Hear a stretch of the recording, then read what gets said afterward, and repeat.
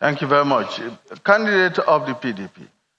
Now, the Nigerian economy as of today is still heavily dependent on the oil sector for its foreign exchange earnings and for other revenue. Now, what is or what will be your strategy for economic diversification? Because we have talked, government after government have talked about diversification of the economy. But each time we have seen not real effort at diversification. What will be your government's strategy for You just said it, there's no real effort in doing that. You have to look at the components of your contribution of various sectors to your GDP. And if you look at it, one component needs to be tackled: manufacturing. No country that is doing well, if you look at the GDP of China, 40% is from manufacturing. Indonesia, 40%. Malaysia, 40%. Even in the Western world, yours is under 8, and your factories are closing down. So you need to reverse that and you need to support your SMEs properly, not just saying I will support them, but to do it more efficiently. You can look at your loan portfolios. Today, the total loans by the banks is 19 trillion, and only 0.5%, about 5%, 0.5% of that goes to your SMEs. When in other countries, it's about 20%. So there's no way, if you can support the SMEs properly and be able to work on your manufacturing, which then leads that you must do something with your power. Because what you're generating today is too low. Look at your competitors. The lowest that you can see in the mint countries is Indonesia, that's generating 50,000 for 250 million people, and you're generating about 4,000 for 200 million. Thank you very much. We'll go on a short break, and when we return, the candidate of the APC will be taking his turn. Stay with us.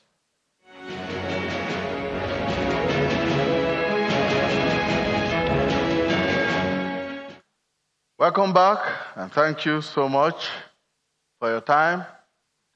Let me make another appeal to our audience, the studio audience here.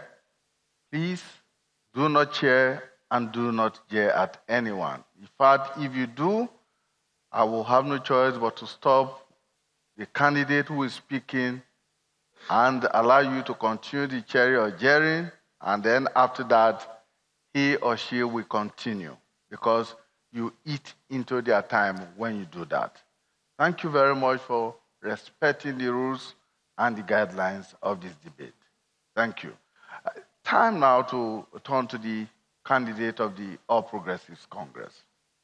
And with a real GDP growth rate of 1.8% and a population growth rate of 3%, there is an indication that the poverty condition in the country may further deteriorate.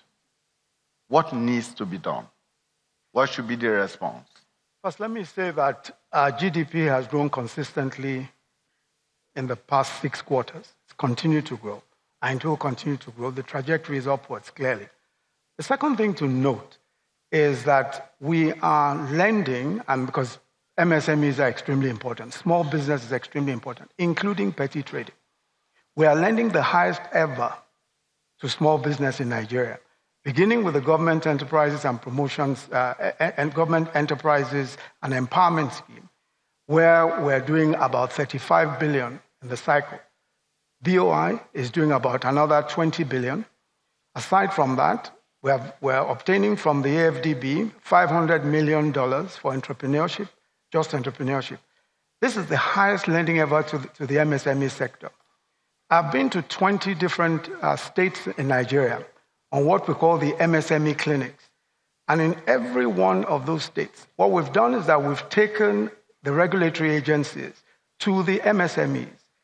And we've set up in many of the states, a one-stop shop where the regulatory authorities function. Because one of the chief problems that MSMEs have is access to the regulatory authorities and answers to their various questions. Now that is being done. In addition to that, we've set up shared facilities in several different states. A shared facility is a place where you provide equipment, where you provide machinery that the small business cannot afford. And then the small businesses come and use it and share it. We've also put power. Infrastructure, as I said, is critical.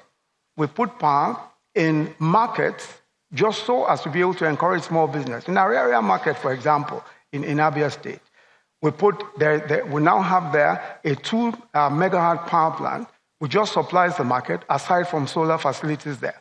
And that's what we've done also in Sabongari Market in Kano and several other places where we put infrastructure. Infrastructure is key to all of these things. Thank you. Candidate of the ANN. Now, if you are elected as the Vice President of Nigeria, you will be the chairman of the National Economic Council. Now, what kind of policy collaboration will you pursue with state governments to ensure the progress of the Nigerian economy? So we have 4 cardinal R's in Alliance for New Nigeria, which is to reduce the cost of governance, to restructure every economic leeway, which includes the SMEs. Right now, the President, Vice President talked about how they have the SME clinics. Most Nigerians have not felt the impact of these policies. What we are going to do in Alliance for New Nigeria is to ensure that every SME, the biggest problem of an SME is tax. To get a free tax cut for at least 3 years, and also to ensure that to at least ensure that all the SMEs have some, depending on the kind of business that you're doing, you have all the regulatory issues, all the bureaucracy that to operate in Nigeria as an SME will be curtailed. We also have the issue, the second R is the restructuring. Okay, the third R is the reforming of all ambits of economic policies that drives the economic hub, where what we are planning is to expand economic opportunities by building special economic zones in different zones in Nigeria, which will include the issue of the issues